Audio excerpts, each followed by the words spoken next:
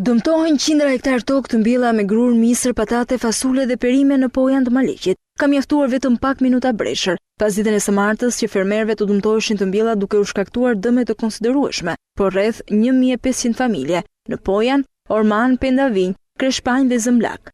Banorët kërkojnë mbështetje nga qeveria për përballimin e kësaj situate, për të cilën thonë se u ka cënuar rënd ekonominë. Nuk ka përvakiq të bjerë kaq bresh i madh. Në u të meruan dje, nga zhurma, nga kërcit e madhe dhe kokra binde gati sa një vezë mos qa u limore. A keni pësuar dëmtime në kulturë? Shumë s'ka rënë asgjë, ja ku e kam grurin në dorë, as një kallis kam betur. Faktet flasin vetë.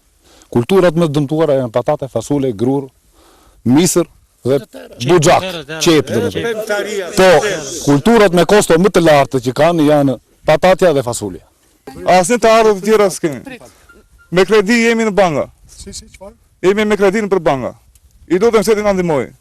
Unë i lash fëmijët në rrugë tash. S'kam më fuqi. Të tëra komplet i ka rrëzuar tëra për dhej. Këtu vetëm sektori i parë i Pojanit ka filluar gjysmën e Ormanit ke del në Kreshpanj, neve na pezullovi ka të tëranët. Administratori i Pojanit, Eridion Rustemi, thotë se janë rreth 400 hektar tokë të dëmtuara nga breshri.